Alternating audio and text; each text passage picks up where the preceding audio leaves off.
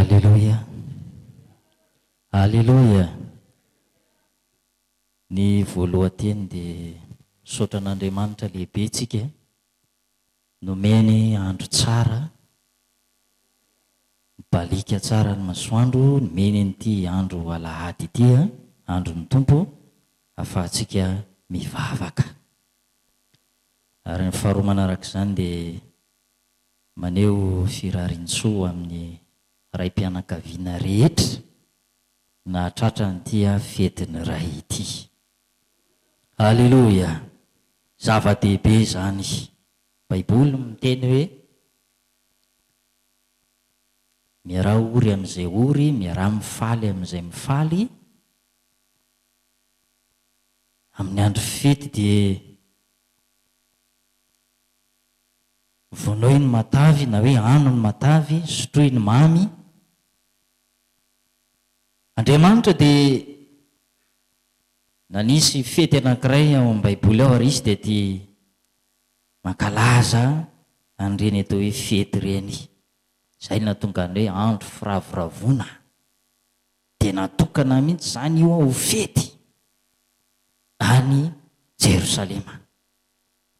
Ka hoy ao aminao manao hoe engane Jesosy mbola ampitombo ny fahasoavany be dia be amin'ny raim-pianakaviana rehetra.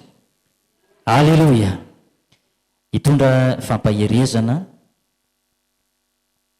manodidididina an'izay ihany tsika tamin'ny maraina teo moa dia nafinaritra ny fampaherezana ho amin'ny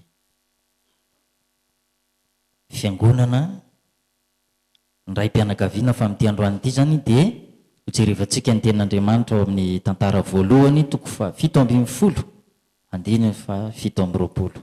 Tantara voalohany toko fa 7:10 andiny fa 7:20.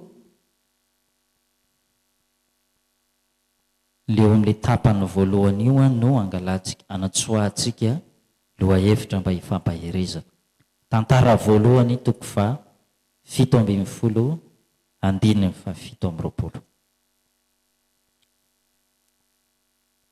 Koa dia aoka ho sitraka ao ny hita ny ankohona ny mpanomponao mba ho eo anatrehinao mandrakizay izy, fa zay tahinao Jehova o dia voata mandrakizay. Mafimafy ny alelutsika ny amin'izany. Mario ilay teny hoe koa dia aoka ho sitraka ao, aoka ho sitraka ao ny hita. Dia ny Maria ny manokana eo mihitsy ny ankohona ny mpanomponao mba ho eo anatrehinao mandrakizay izy, fa zay tahinao Jehova o dia voata mandrakizay. Alleluia. Mety misy olona ve manozona anao? Mety misy olona ve maniriny mba hitotongana ny fiainanao, ho rava ny fiainanao, ho potika ny fiainanao? Zao ny teny fikasana ho antsika ry havana, zay tahin'Andriamanitra dia voata mandrakizay. Alleluia. Fomba mono hoe rehefa voalohan'ny taona dia mandray tsodrano, fa ny tsodrano amin'ny taona dia manomboka 1er janvier iny farany eo amin'ny 31 décembre.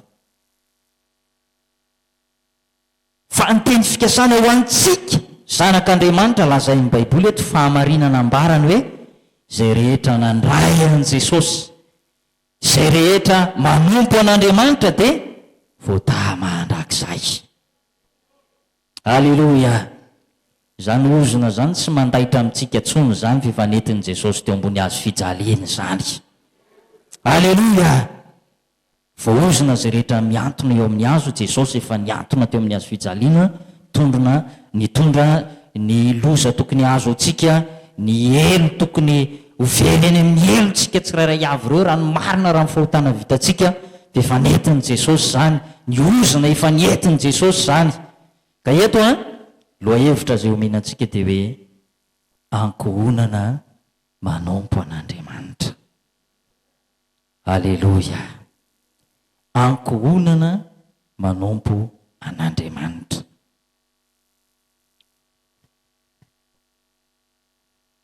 Ny eo amin'ny ankohonanao moa dia efa fantatsika tsara hoe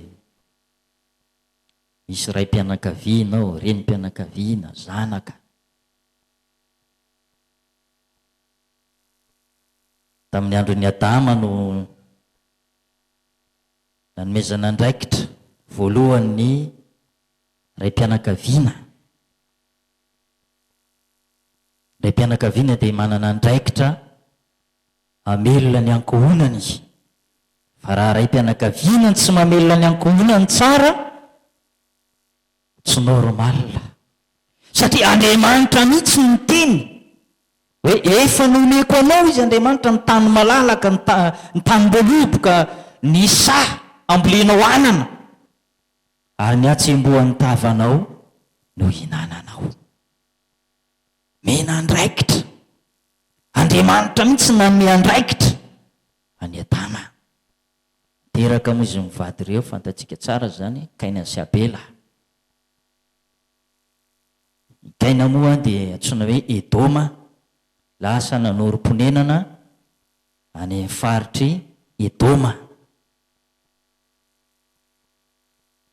Ary Abela kosa dia tsy namela taranaka fa maty ny vonoan'i Kaina. Fa tiako ambara aminao dia nanomboka teo amin'ny Adama no nitondron'Andriamanitra ny andraikitra ho an'ny ray mpianakaviana. Amelona tsara ny ankohonany hiasa. Ary faharoa manarak'izay dia teo amin'ny andron'ny Abrahama no niantsoin'Andriamanitra ny Abrahama hoe ray ny maro, na hoe ray ny mino. Nanomboka teo koa ny fivavahana kristianina. Nefa ry havana, ny tena mahagaga voalaza atao amin'ny Baiboly ary iarahantsika mahalala, tsy amin'izao vaninandro izao ihany, fa na tany aloha aza misy ny ankohonana tsy manompo an'Andriamanitra. Tsy manompo an'Andriamanitra. Manompo vato makazo, matoky tena fotsiny amin'izao, tsy mino an'Andriamanitra, tsy mila fivavahana. Ratsy zany. Ho amin'ny Joba 1:20, andininy fa 7:20. Joba 1:20, andininy fa 7:20. Zao no voasoratra ao. Joba 1:20, andininy 7:20 amin'ny anaran'i Jesosy. Mandany ny androny amin'ny arena izy, ary amin'ny indray ny mpimaso dia lasa ny ampasana. Noho izany no hitenenany amin'ny Andriamanitra hoe miala aminay, fa tsy mba hirinay ny ahalala ny lalanao. Zinona izay tsy toy no tomponay, ary inona ny soa azonay raha mivavaka aminy. Tena misy olona dia tena sasa foana mihitsy amin'ity fiainany ity.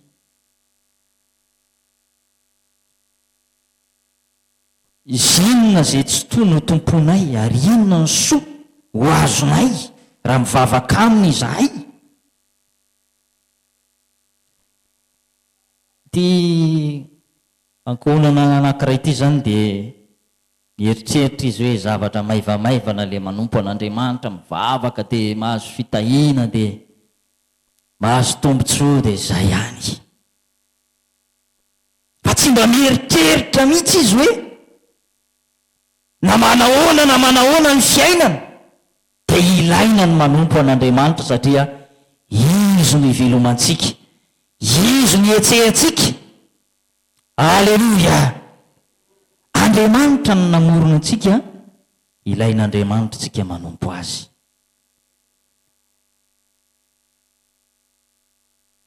fa ity ankonana anankiray ity tamin'ny androny joba moa izy ity tsy miraharaha zany fivavahana amin'Andriamanitra zany. Mieritreritra angamba izy zavatra maivamaivana. Vadin'ny joba ihany koa dia mieritreritra hoe ny soa ihany no raisina avy amin'Andriamanitra. Boky mpitoroteny nefa milaza hoe efa nampifanandrifian'Andriamanitra ny soa sy ny ratsy eo amin'ny fiainantsika. Fa andao soa mandrakariva fitahiana foana dia anadino an'Andriamanitra tsika. Na hoe fahoriana lava ny fiainana dia eritreritsika hoe tena mba ratsy Andriamanitra kaiza dia tsy tsarony mihitsy ve. Fa endry-Andriamanitra na miteny ny Solomona izy eo amin'ny boky mpitoroteny hoe efa nampifanandrifian'Andriamanitra ozy ny soa sy ny ratsy. Vadin'ny Joba nefa nieritreritra hoe ny soa ihany. Tahaka nieritreritra reto olona reto hoe inona moa ny soa azonay raha mivavaka aminy.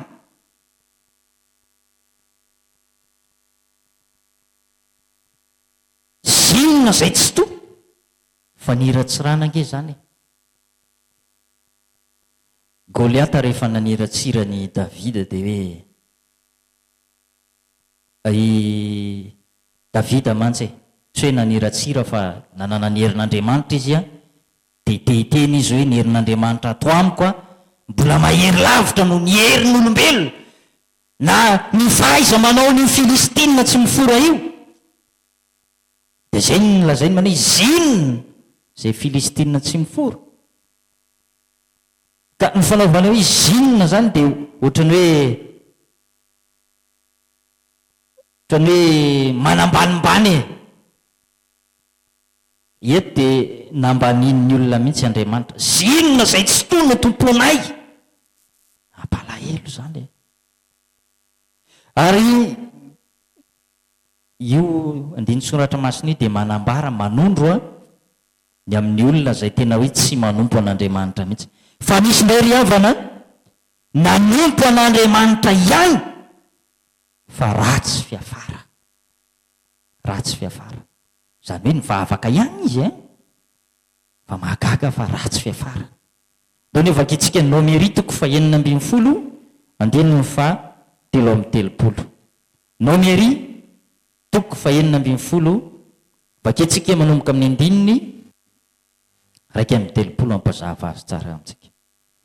Ary izao no niseho rehefa tapitra voalazana zany teny zany dia nivava ny tany zay teo ambaniny ary nisokatra amin'ny tany ka nitelina azy sy ny lainy mba amin'ny olona rehetra izay ankora ary ny fananany rehetra dia latsaka velona ho any amin'ny elo izy mba amin'izay azy rehetra ary ny tany dia nikatona taminy ka fongotra tsy ho amin'ny fiangonana izy.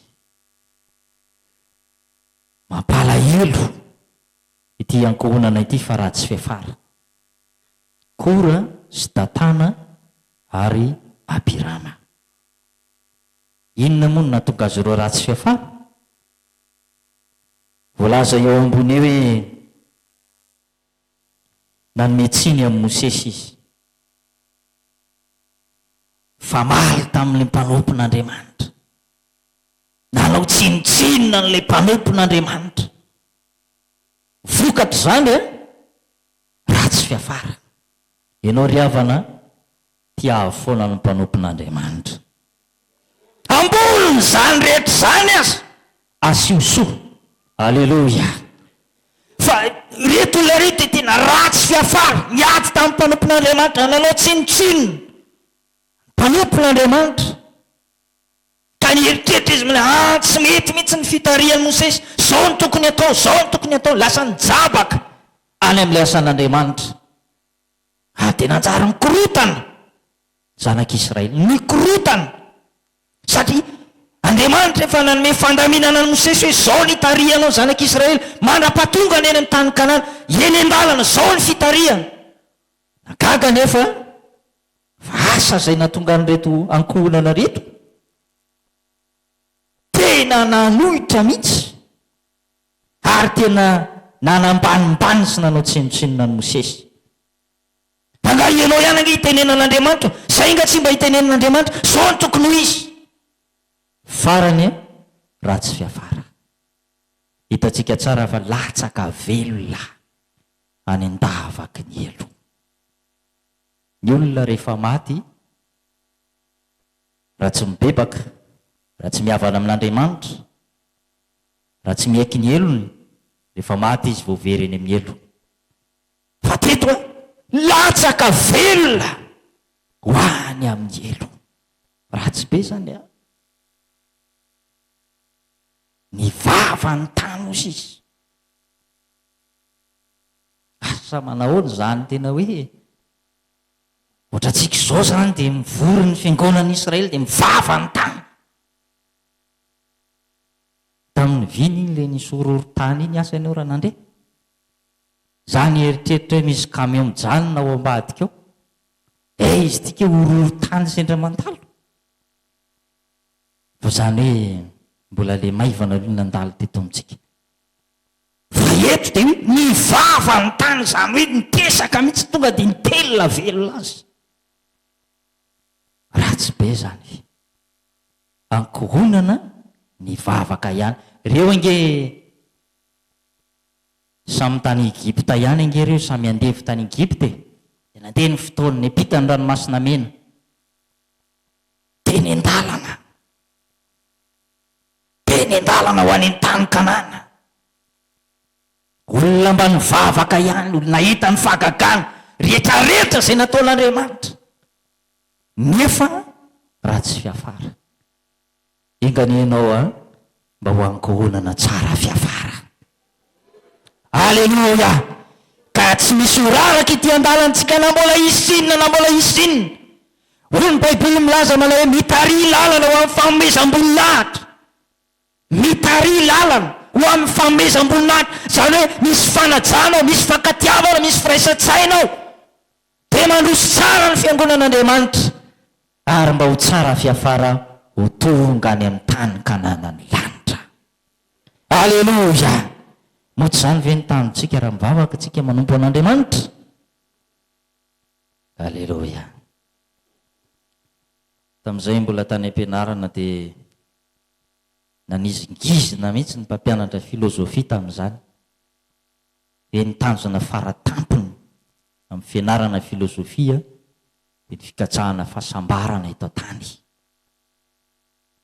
Fikatsahana fahasambarana eto tany. Eto tany ihany zany. Fa ny tanitsika ry havana dia izao andova ny fiainana mandrakizay. Aleluia. Aleluia. Ka hijery ary tsika amin'izao fotoana izao santionany amin'ireo ankohonana izay sady ankohonana voata no voavonjy. Aleluia. Ao ny Genesisy toko fa 7:10 dia ny andininy fa 7:20. Genesisy toko fa 7:20 andininy fa 7:20 zao no voasoratra. Genesisy 7:20 andininy fa 7:20. Ary hoy Lota tamin'ireo, azanizany Tompo, ino efa nahita avy ity teo imasinao ny mpanomponao, ary efa nalehibe ny famondramponao ianao izay efa nasehonao tampoka amonjena ny aiko, ary tsy afa-mandositra ny tendrombohitra ao, fandrahotratry ny loza aho ka ho faty. Indro ankehitriny akaiky antsirana hitanana io sady kely, avelao aho andositra ao, tsy kely va izy io, dia ho velona ny aiko. Ary izy tamin'ny indro efa niekeko koa ianao dia amin'izany zavatra izany ka tsoravako io tanàna izay efa nolazainao io. Aleluia. Lota telo mianaka. Vadin'ny Lota moa dia efa fantatsika tsara fa tsy niara-voavonjy taminy. fa izy telo ireo zany a no novonjen'andriamanitra satria tena nifantoka tao amin'ilay a famonjen'andriamanitra izy tsy nanao kitotoa mihitsy rehefa niteny ny anjely rehefa nankatoa mahagaga ry havana aina dia eo amin'ny ankohonanao azy samy mivavaka misy ny tena mankatoa misy ny tsy mankatoa mihitsy vady ny lota dia tena tsy manankatoa izay voalany ary mankatoa ihany izy fa mety hoe zany ve dia isy zany ve dia ho marina ary zao nagaga voataonany koa ny vinantolany itoetra ratsy hoe ny mifindra raha lasy anabavy tsy finoana mifindra voataona ny vinantolany jereo ny 440 tapany farany hoe ary fa nataon'ny vinantolany ho tahaka ny nanao vazivazy izy le anjely ny teny tamin'ny lota zany a hoe miela teto anareo fa eto amin'ity tanàna ty feno sodomita ny gomorita lehilahy manambady lehilahy vehivavy manambady vehivavy miela teto nareo fa tezitra andriamanitra andatsaka afo avy any an-danitra izy miloany zany nareo le anjely zany no niteny nanizingizina vadiny lota vavaka ihany fa tsisy fiatraikany tamin'le teny fikasana anao ry havana ny teny fikasan'andriamanitra rehetra rehefa milatsaka aminao zany ataovy amen zany aza misalasala mihitsy amin'izay zavatra lazain'andriamanitra fa ho tonga amin'ny fiainanao ho tanteran'andriamanitra tokoa zany vadiny lota dia eny hitatsika eo zany vavaka ihany zany fa tsy tena latsapaka dia voataonany koa ny vinantolany nivery ny fany ihany le teny lazain'ny anjely ianao nge ry havana rehefa mankatoy ianao a tahin'andriamanitra ianao alleloia any Isaia toko voalohany 9:20 dia milaza manao hoe fa raha manaiky sy mankatoy ianareo dia inana ny vokatsoa amin'ny tany alleloia inana ny vokatsoa lazaina any midika teny protestanta hoe inana ny zavatsoa amin'ny tany eto ambony tany eto zany dia misy zavatsoa be dehibe omen'andriamanitra anao raha mankatoy ianao alleloia ambonin' zany a ny famonjena sy ny fiarovana ny ain'ny lota sy ny zanany rehefa mankatoy ianao tsy hoe tahin'andriamanitra ihany fa vonjen'andriamanitra ho afaka miloza tsy isy loza ny zoanao zany mihitsy rehefa mankatoy ianao alleloia tsy avelan'andriamanitra azo milainao zany loza zany fa ny anjelin' Jehovah mitoby manodidina anao ka miaro anao teto dia rehefa hitany hoe somary satria efa somary antitrantitra zany lota satria nankatoy izy dia tena nandray an-tanana hiditra antsehatra mihitsy ilay anjely nitantanan'ny anjely mihitsy izy alleloia vakina 9:20 hoe raha mbola nitaredretra izy dia notantana n'ireo lehilahy ireo ny tanana le anjely io miendrika olombelona lehilahy notantana n'ireo lehilahy ireo ny tanana ary ny tanany zanan'ireo vavy alleloia miditra ntsehatra mihitsy ny anjelin'andriamanitra alleloia mizao andro farany zao rehefa mankatotsika mety tsy ahita anjely tsontsika hoe hita maso tahaka an'ity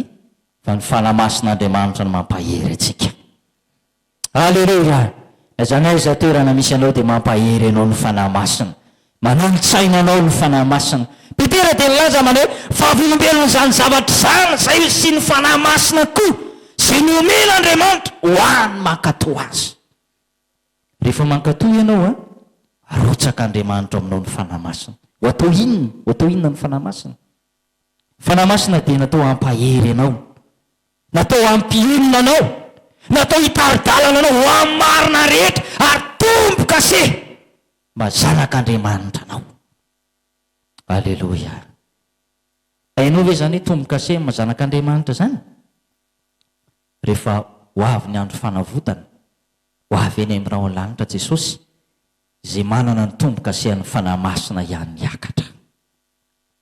Itomboka asihan'ny fanahy masina iny manainga.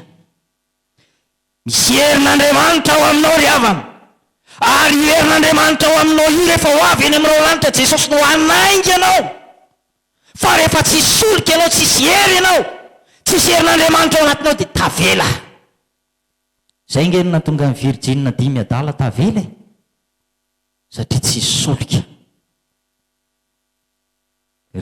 Iarahantsika malala rehefa tsisy carburant, tsisy gasoil, tsisy essence ny tôbila tsy mandeha. Dia hoariny tenin'Andriamanitra amin'ny solika, herin'ny fanahy masina, tomboka se amin'ny andro fanavotana. Ka ny zava-dehibe dia sady tahian'Andriamanitra ianao sy ny ankonanao no voavonjy. Mafimafy ny aleloantsika ny amin'izany. Miainao anaty fankatoavana ny tenin'Andriamanitra, mahatsapa mihitsy hoe no vonjen'Andriamanitra. Mitomboka aminao ray mpianakaviana izany re mpianakaviana. Rehefa ianao manompo an'Andriamanitra tsara, dia tadio fa tadidiny zanakao ny finoana tsy mety tsara velatsia ao aminao. Aleloia. Ary ianarana zany. Aleloia. Ianarana zany. Mipetraka foana hoe azakivy mihitsy ianao, mananatra ny zanakao amin'ny tenin'Andriamanitra. Fa ho avy ny fotoana rehefa tody zavatsarotra izy, tadidiny indrendry. Aleloia. Tenin'Andriamanitra ny votsy mety loha maniry indray andro any. Manana zanaka lahy maditra ve ianao? Zanakao vavy matovy ve maditra na faravavy tsy haiko? Anaro amin'ny tenin'Andriamanitra izy. Indray andro any tadidiny io tenin'Andriamanitra izay nitorinao tamin'io. Aleloia. Manaraka izany dia misy ihany koa ny ankohonana izay efa mahatsapa hoe voavonjy, hoe voavonjy dia mipetraka amin'izao fotsiny fa mitady an'Andriamanitra. Lehilahy anankiray hafa firenena tsy Israelita, fa mba nanana etaeta izy nitady an'Andriamanitra. Zava-dehibe zany. Ao amin'ny Samuel faharoa toko fahaenina andininy fahafito. Samuel faharoa toko fahaenina dia ny andininy fahafito.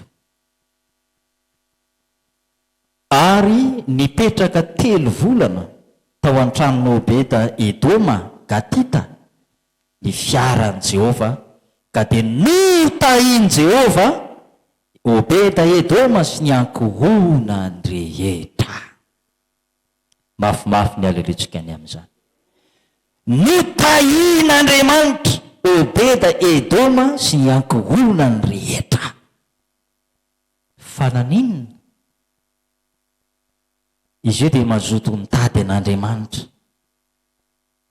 Ary Andriamanitra mihitsy ny nanery an'i Davida hoe avilio ho any amin'ny Obeda Edoma ny fiaran'ny fanekena. Izao mantsy ny tantaran'ny fiaran'ny fanekena hoe tsy hitako aminao fohifohy. Izy io dia zava-masina. Ary rehefa manana an'ina mitondra an'io ny Israelita, na firenena manao ahoana, na fahavalo manao ahoana, dia tsy maintsy resy. Tsy maintsy resy. Satria mirakitra zava-masina lehibe io fiaran'ny fanekena io. Ao anatin'izy io dia misy ny teny Arona. Teny Mosesy, teny Arona izay nampisaraka ny ranomasina mena. Ary misy koa vato fisaka anankiroa izay nalain'ny Mosesy tany tendrombohitra Sinay. Ary misy koa manamiafina. Zay mazava-dehibe an'izy io. Ary izay rehefa ao amin'ny Israely zany ny fiaran'ny fanekena dia misy fomban'Andriamanitra ao. Misy fomban'Andriamanitra ao. Zay mahatonga ny Mosesy Arona nomban'Andriamanitra raha ny hitany ranomasina mena satria teo le tena. Ka tamin'ny fotoan'andro lasa ny Filistina izy io. Lasa ny Filistina. Asa na inona nataon'ny Davida tamin'ny fotoana io, nanisany Israely izy. Efa fady amin'Andriamanitra zany manisany Israely zany. Ny sain'i Davida ny Israelita. Tahaka ny hoe ty reare kely zany ayvetsika efa zao e ayvetsika maronisy ay vetsika manana miaramila be bebe de ny sainy israelita takany hoe mametraka tsy fatokina eo anatren'andriamanitra aza mitoky amin'ny amarona ianao Davida aza mitoky amin'ny amarona sovalina ny kalesana miaramila fa miatehery amin'andriamanitra matoky an'andriamanitra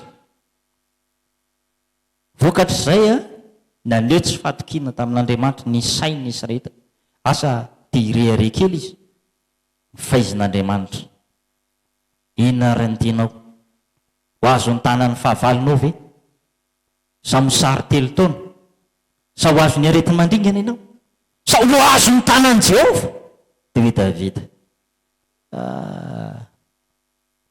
aleoko no azo ny tanan'andriamanitra fa raha manafay mantsy Andriamanitra de izy any manasitrana fa raha ho azo ny tanany fahavalo zany ataony fahavalo fairano de nyteny le mpaminany inona ary no inona ny valo teny hoetiko any amin'Andriamanitra aleo azo ny tanany Jehova de faizin'Andriamanitra Davida resy teo alohan'ny fahavalony de azo ny Filistina fiara-ny fanekena ety ny Filistina de takany hoe ary fantatry ny Filistina koe raha vao le fiara-ny fanekena mandresy foana de nanao zay fomba rehetra mihitsy ny Filistina handravana andrombana ny fiara-ny fanekena io lasa ny Filistina de inona ry havana fa io Andriamanitra ivavahantsika de Andriamanitra sary-piaro de raha Andriamanitra tsy tiany mihitsy zany hoe ampifangarona amin'ny Andriamanitra sampy zany hoe sady mivavaka ny manompo sampy da ny Filistina moa fantatsika ny Andriamanitra ny Filistina de tsy hoe Dagona Dagon olona ny tapany ambony trondro ny tapany ambany io ny Andriamanitra ivavahany de nampilariny teo ny fiara-ny fanekena jerena ny arivan'iny napetraka teo maraina de ivavaka moa tsy tombavaka maraina angamizany jerena tapaka ny pitika tery amin'ny tolambaravarana tery ny lohan'ny Dagon zany ony ny tsy andingana ny Filistina ny tolambaravarana ao amin'ny tempolony asa tsy mandingana ny tolambaravarana zany efa misy lalana kely angamba misisika kely eo satria ny tolambaravarana satria lohan'ny Dagon zany tapaka de teo amin'ny tolambaravarana teo de tsy mahazo mandingana eo fa zava-masina io angamba nitady lalana angamba izy de alono arenina kely aloha fa sao de mba ratsy peraka ary Dagon narenina jerenana iny ty tsy ny tapaka andray ny tanany ilany avereno any amin'ny Israely any io fiara-ny fanekena io fa zava-masina io de raha Andriamanitra tena verina tany amin'ny Davida inona rehefa ny zavatra nyseho io Andriamanitra io ry havana mahita ny fotsika raha hoe tena hoe ty vavakytsika te tady an'Andriamanitra ty amompo an'Andriamanitra fantatr'Andriamanitra zany izy andana avolio amin'ny Obed-Edoma avolio ao izy tena viliny Davida tao tamin'ny voalohany aloha tamin'ny voalohany teny an-dalana zany ny eritreritra zany Davida hoe Israelita ihany zany nametrahana ny fiara-ny fanekena io fa tsy olona hafa ary olona mba manan-katao sy manan-kaja ao amin'ny tanàna teny an-dalana entin'ny sarety amin'izay zany fiara-ny fanekena ka fantatrao moa entin'ny omboko sarety ombo moa ombo ihany tingilangilany eny de tingilana aloha izy zany de nareniny oza ahitsa ino nozy ianao fa nyrehitra tamin'eo zany fahatezeran'i Jehova maty teony eo ihany izy zany de tandindiny hoe rehefa tsy voatendry ianao aza mba mijabaka amin'ny asan'Andriamanitra bararaha masina io oza zany eritretra hoe nafanafoizo anao areniny ty fa sao de minjera ka ijerena le izy tsy voatendry izy afanampodisy toerana ny azy tsy fitahina fahafatesana tsy fahasoavana fa oziny maty teony eo ihany de zay nge natonga ny Davida natao ohatra aleo tsy apetraka amin'ny israelita dia farana n'olotsena zay Andriamanitra avilio ao amin'ny Obed-Edoma. Dia mahagaga tokoa ry avany fitarihan'Andriamanitra fa ny israelita tsy nety le izy rehefa mipetraka ato amin'ny israelita fa ary amin'ny hafa firenena ry indray nitahian'Andriamanitra. Zany manam-porofo fa tsy mizatavan'olon'Andriamanitra. Nizaniza mitady an'Andriamanitra, nizaniza mangetaeta, nizaniza volona nompo an'Andriamanitra, tsy mizata avan'olon'Andriamanitra. Tao le izy. Dia jerenge fa mipetraka tao 3 volana. 3 volana mipetraka tao le fiara fanekena. Inona zavatra niseho? No tahian'Andriamanitra ny ankonany. Aleluia! Zany fiara fanekena zany ry havana dia tandendon'le altaram-bavaka ao amin'ny ankonana. Ianao rehefa te hitady an'Andriamanitra, tia vavaka, tahian'Andriamanitra ny tokantranonao. Dia raha ho Andriamanitra, aza vela mihitsy le moa hoe mivavaka kely aloha, mamaky baiboly kely aloha, aza vela isy fotoana mihitsy ialan'izany fahazarana tsara izany izay efa anananao. Tany mafy zany fa zany nitahian'Andriamanitra anao. Aleluia! Ny devoly raha ny sitrapony devoly dia tsy hivavaka mihitsy ianao ary tsy anam-potoana mihitsy amakiana baiboly sy andinihana soratra masina. Fa io fiara fanekena io mipetraka 3 volana monja tao amin'ny Obed-Edoma dia nitahian'Andriamanitra izy. Ankehitriny efa tsisy an'izany fiara fanekena zany intsony anaraka antsika fa zao efa nomen'Andriamanitra ny famonjena, nomen'Andriamanitra Jesosy, nomen'Andriamanitra ny fanahy masina. Tsika manompo an'Andriamanitra, tsika mino an' Jesosy, mino ny teny fikasan'Andriamanitra, dia aza miala amin'izany mihitsy ianao. Aleluia! Mba tianao ve ho tahian'Andriamanitra ianao sy ny ankonanao? Aza esorina aminao ary le fiara fanekena altaram-bavaka. Aleluia! Mahafinaritra ke mahita hoe ray mpianakaviana tia vavaka, reny mpianakaviana tia vavaka, tena hoe milamina mihitsy ny tokantrano. Tsisy korotanao, tsisy adiady eo, milamina tsara. Fa rehefa tsy manjaka ao ny vavaka, tsy ao le teny fikasana, na dia miteny izy amin'ny baiboly tezera fa za manota ary izy atao tratran'ny masoandro milentika dia le volentika. Tezitra androany dia raha pitsy mbola tezitra ihany dia amin'ny herinandro mbola tezitra, afaka tava-bolana mbola tezitra ihany. Dia nahoana ary zany isy fiarahamonina anjara ve amin'izany? Fa zao aoka ho hita amintsika foana amin'ny fiarany fanekena. Dia ho ankonana voatay ianao, ho ankonana omen'Andriamanitra fahasoavana be dia be ianao. Aleluia! Ary na dia ny fanahy masina raha ho arotsak'Andriamanitra. Ao amin'ny Asan'ny Apôstôly toko 7 tsy vakitsika intsony fa lasa amin'ny fotoana andehan'ny voalohany dia hitantsika ny tantaran'i Kornelio, olona tia vavaka. Vavaka mandrakariva amin'Andriamanitra, manao fiantrana be, tsy mahagaga raha nitahian'Andriamanitra narotsak'Andriamanitra taminy sy ny ankonany fanahy masina. Aleluia! Aleluia! Tsara ny manompo an'Andriamanitra fa mbola tsara lavitra raha manana ny fanahy masina. Aleluia! Faran'izao jerevantsika ary tokony ataontsika amafiso. Hoe manompo an'Andriamanitra mantsy tsy zavatra indray andro na herinandro na heritaona na roataona na ohatran'izany fa mandra-pahafatitsika, mandra-pialatsika tombon'ny tany ka amafiso amin'Andriamanitra mihitsy le fanapahan-kevitrao. Aleluia! Tahaka ny Josoa izay nilaza hoe raha za sy ny ankonako dia hanompo an' Jehova izahay. Vakitsika izay andiny soratra masina izay eo amin'ny Josoa toko 4:20 dia mandininy fa 5:20. Josoa toko 4:20 andininy fa 5:20. Efa fantatsika ihany fa vakina amintsika fampahirizana. Josoa 4:20 andininy fa 5:20.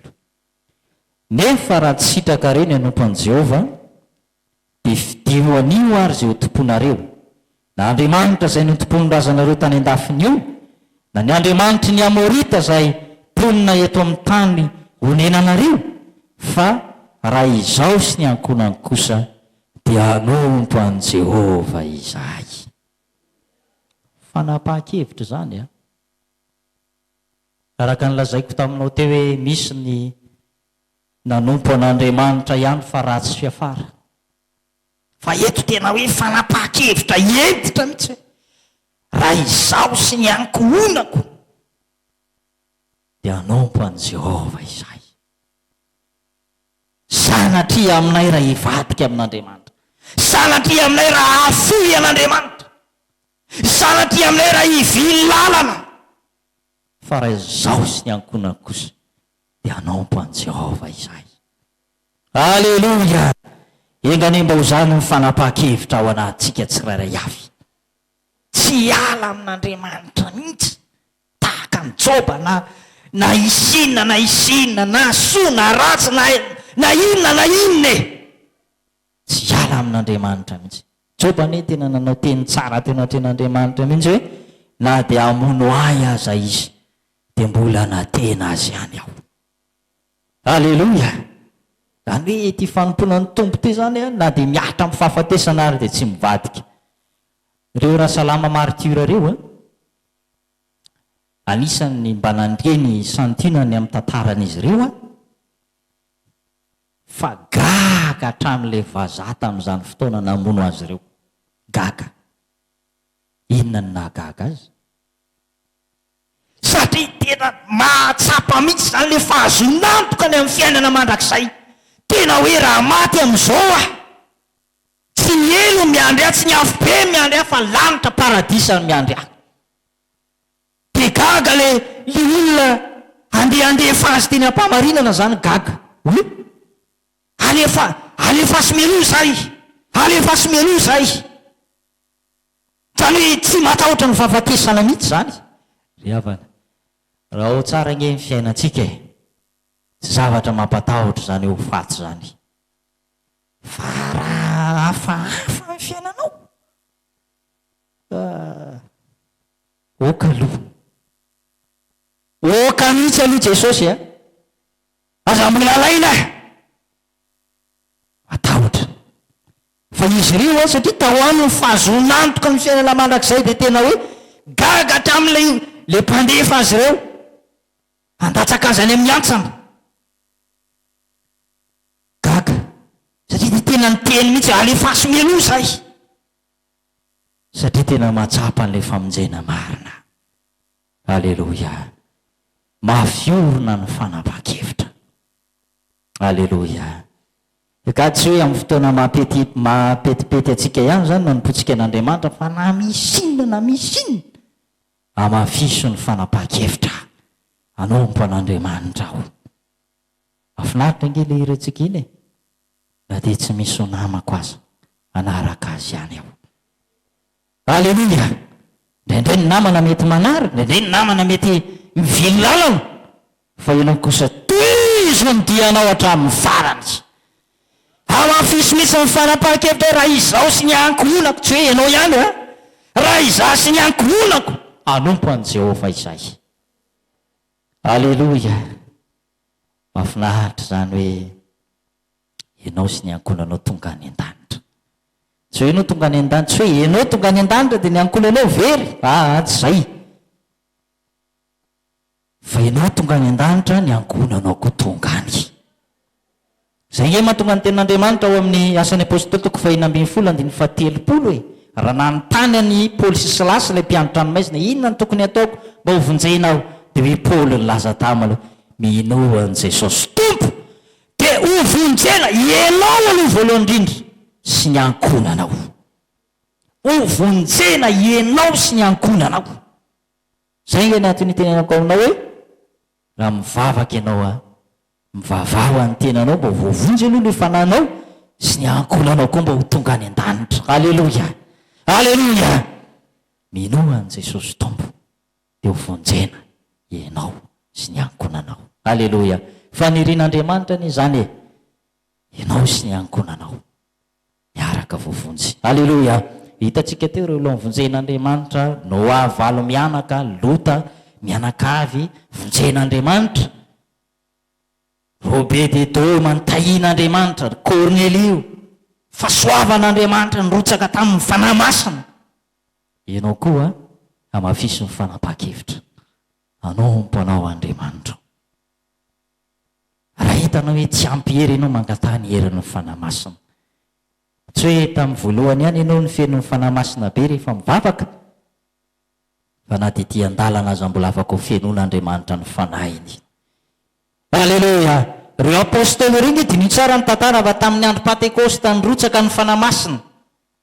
Dia raha mamaky ny asan'ny apôstôly toko faefatra ianao andininy fatelopolo, raika amin'ny telopolo, mbola nangataka indray zareo, Andriamanitra ombany anjira ao ny tananao, anao famantarana sy fahagagana, androsahanao ny fanahy masinao. Dia nirotsaka tamin'izy ireo indray ny fanahy masin'Andriamanitra.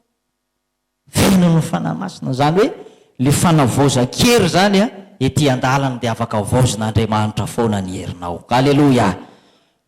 Betsaka ny zavatra mampitsika hery, zavatra jeren'ny masonao mampitsika ny herinao, zavatra hen'ny sofinao, vaovao ratsy heninao mampangororo, mampatahotra, mampitsika hery zany. Mangataha amin'ny tompo ianao mba hoavozin'Andriamanitra ny hery. Aleloia. Zay miandry an'i Jehovah dia hanavoa ny heriny ny soratra masina. Raha hivavaka tsika amin'izao fotoana izao, takeo ny herin'Andriamanitra. Aleloia. Andriamanitra dia afaka manavoa ny heriny ao aminao indray. Manana fanapaha-kevitra entitra tahaka ny Josoa. Raha izao sy ny ankohona kosa anompo an'i Jehovah izay. Mahafinaritra mihitsy. Misy tantaran'olona mahafinaritra ao amin'ny Baiboly ao. Zany bebe an'i Timoty zany dia nanana finoana tsy mety tsara velatsy zany. Mifindra tany amin'ny reniny Timoty zany dia mifindra tany amin'ny Timoty. Zany hoe mepita zany le fahasoavana. Rehefa tena mafiorina le fanapaha-kevitra amin'ny fanompoana an'Andriamanitra. Aleloia. Raha hivavaka tsika dia mangatany fitehirizan'ny tompo. Aleloia. Misaoran'Andriamanitra aloha voalohany indrindra fa ianao dia matoy ianao toy izao noho ny fahasoavan'Andriamanitra, ny fitahian'Andriamanitra anao. Ary mivavaha mba ho tehirizon'ny tompo ianao, mivavaha mba hitoy ny fitahian'Andriamanitra ny fiainanao, fahasoavan'Andriamanitra ny fiainanao, mba hitoy ane izany. Aleloia. Fa tsy ho tahaka ny ranony jirama robinet, rehefa le tapatapaka ny rano dia mitete kely ny fitahiana, mitete kely ny fahasoavana. Tsy zany ny teny fikasana, fa ny teny fikasan'Andriamanitra raha miaina sy mankato ny tenin'Andriamanitra dia hosokafan'Andriamanitra ny lanitra trano ny fitehirizan-tsoa ho arotsak'Andriamanitra aminao ny zava-tsoa marobe. Vavaka arytsika amin'izao fotoana izao, ataontsika ilay hira mahafinaritra be enina amin'ny telopolo sy dimanjato avereno ny lohataona. Efa vita zay dia hivavaka tsika. Mangataha ny fanavoza-kery avy amin'ny tompo ianao amin'izao andro farana izao dia miasa mafy mihitsy ny devoly. Tena hoe manala n'ilay fiara mifanekena eo amin'ny fiainanao, tsy ampy vavaka ianao indraindray, tsy ampy hery. Mangataha mba hitombo ny fahasoavana, hitombo ny fitahiana eo amin'ny fiainanao ary ho tehirizon'ny tompo hatramin'ny farany ianao. Ianao sy ny ankonanao vonjen'Andriamanitra ho tonga any an-danitra. Ataontsika ho mpandolean'izay rehefa vita zay dia hivavaka tsika. 536.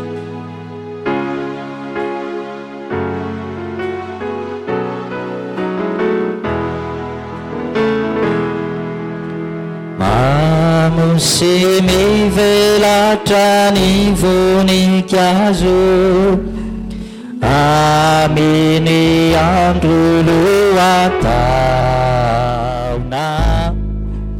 lasa ny ririny na manjombona,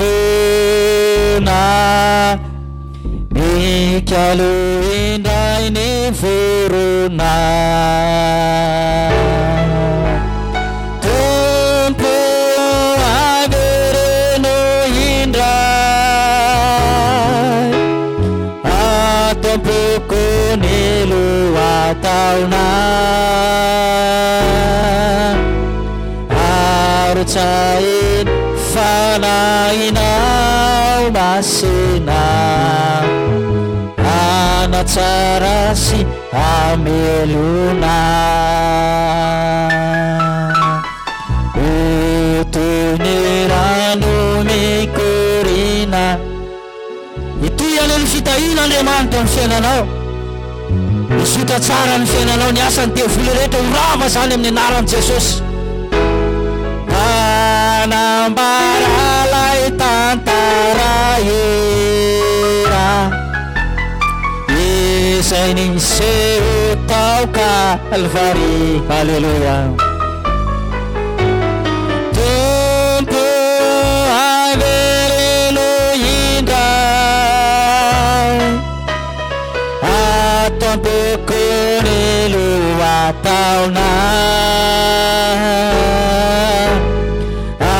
arotsainy fanahinao masina anatsara sy amelona